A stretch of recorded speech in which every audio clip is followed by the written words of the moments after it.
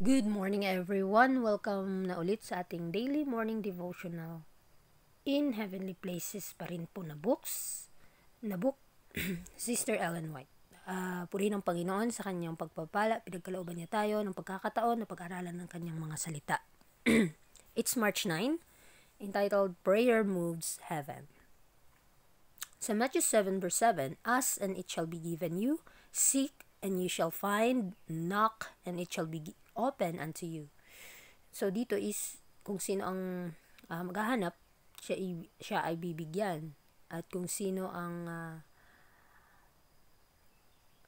hihingi ay siya ay bibigyan. Kung sino ang maghanap, siya ay makakatanggap o makakatagpo. Kung kasi mangangatok, siya ay pagbubuksan.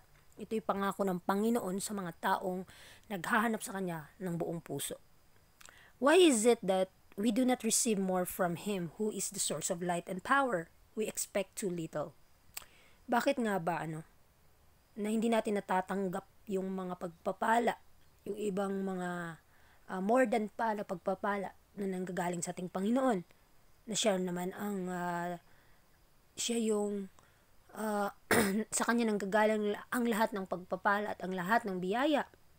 Napakaliit lamang po ng ating mga hangad na ihingi sa Kanya, or ina-underestimate natin yung pagpapala ng ating Panginoon, kaya hindi niya sa atin binibigay yung mga pagpapala na ibubuhos ng buong langit.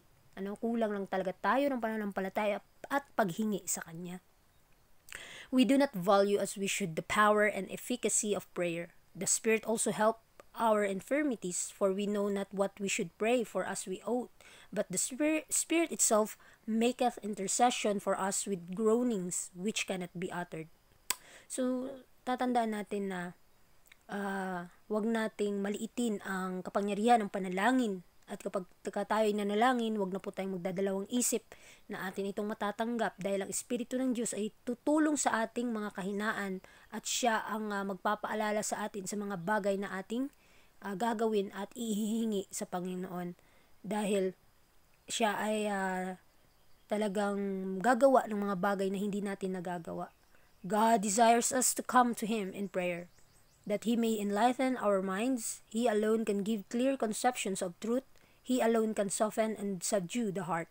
So, ang Diyos naghahangad siya na tayo lumapit sa Kanya sa pamamagitan ng panalangin at pananampalataya, na malinawan ang ating pag-iisip tungkol sa Kanyang banal na kalooban, at ang Kanyang presensya lamang ang magbibigay sa atin ng very clear na katotohanan, at ito'y ma-adapt sa ating buhay, at ang Kanyang presensya din lang ang makakapagpalambot ng ating mga puso, makakapagpabago sa ating buhay. He can quicken the understanding to discern truth from error. He can establish the wavering mind and give it a knowledge and a faith that will endure the test. Pray, then pray without ceasing. The Lord who heard Daniel's prayer will hear yours if you will approach Him as Daniel did. So, alam natin yung panalangin ni Daniel na humawak talaga siya sa mga pangako ng Panginoon. At kapag ginawa natin yung kagaya ni Daniel na panalangin, maaangkin din natin yung mga pagpapala, kinakailangan na hindi tayo huminto sa pagpapanalangin. Idalangin natin yung mga bagay na gusto nating mahangad, kung ito ay kalooban ng Panginoon, dahil bibigyan niya tayo ng discernment, ng kalinawan sa ating pag-iisip patungkol sa pagkakaintindi ng katotohanan at sa kamalian. Kung ano ang tama, yun ang piliin natin. Malalaman natin, maintindihan natin ano yung tama at mali, at mas piliin natin ang katotohanan, ang tama, kung ano ang Kanyang kalooban. Kasi sa ating pananampalataya, kapag may kaalaman na tayo patungkol dito, tayo ay susubukan, tayo ay makakatayo sa mga huling araw. Tayo ay magiging matatag kapag nasanayan natin sa ating buhay na manalangin, humingi ng gabay sa ating Panginoon. Let us live in close communion with God. The joy of the Christian arises from a sense of God's love and care for His children, and the assurance that He will not leave them alone in their weakness. So, ang Panginoon, gusto siya na tayo ay mabuhay sa pamamagitan ng pakikipag-usap sa Diyos. Ating mas patibayin pa ang ating pananampalataya sa Kanya, dahil ito yung magsisilbing kagalakan sa ating mga puso bilang Kristiyano na sumusunod kay Kristo, na ang pag-ibig at ang pakinabang ng Diyos sa atin ay bibigyan niya tayo ng pagpapala na hindi ito mabigay ng mundo. At hindi niya tayo iniwan sa ating mga kahinaan, kundi pinapalakas tayo ng ating Panginoon upang makalaban tayo o makatayo tayo sa ating mga paa sa ating mga o makita natin ang katotohanan sa ating mata ng ating pananampalataya. We need to know how to pray. It is not tame, spiritless prayers that take hold of the divine attributes. Prayer is heard by God when it comes from a heart broken by a sense of unworthiness.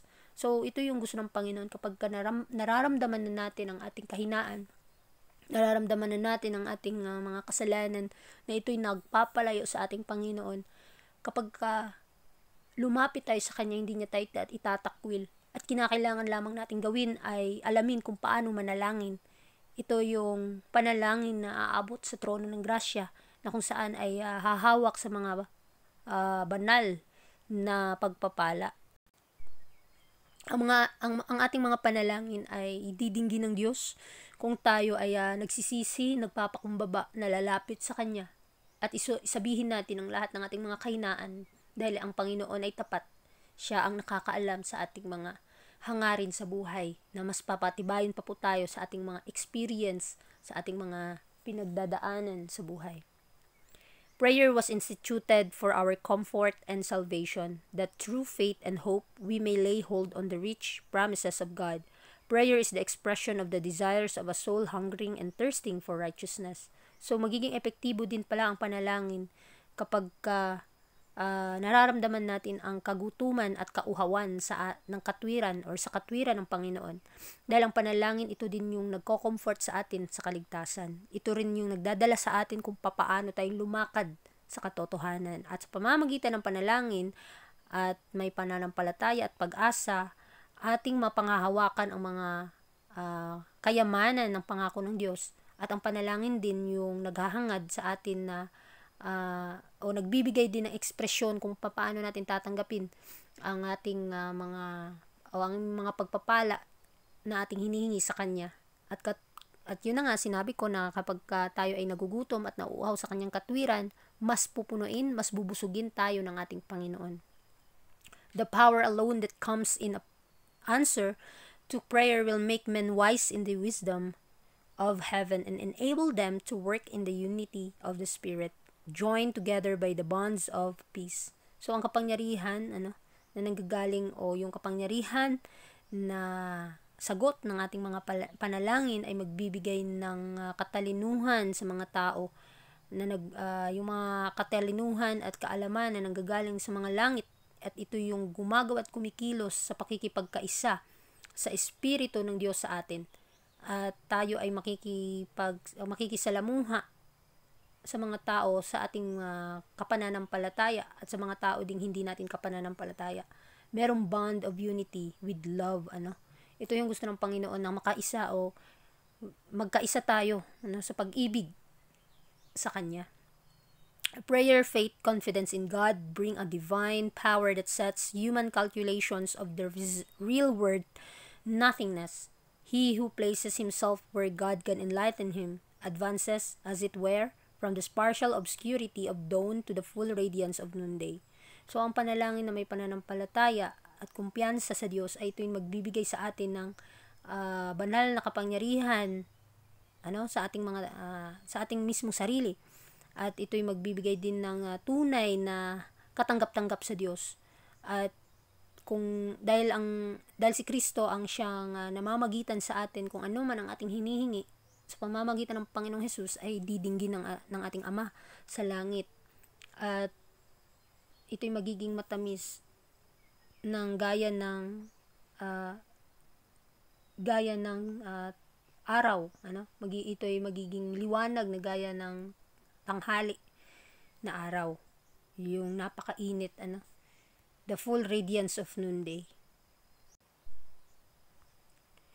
So, sa ating pag-aaral sa umagang ito, very clear po kung ano ang ibig sabihin ng panalangin na gusto ng Panginoon, dahil nga sinasabi sa ating topic pa lang ay prayer moves heaven.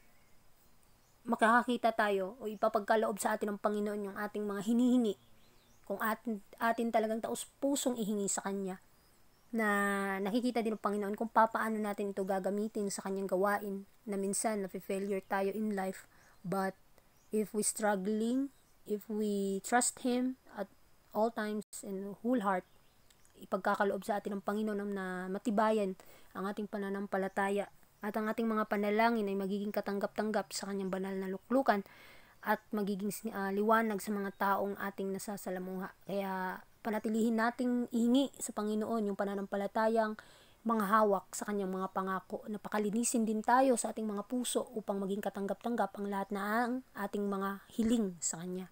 So muli, maraming salamat sa inyong pakikinig at God bless ating lahat.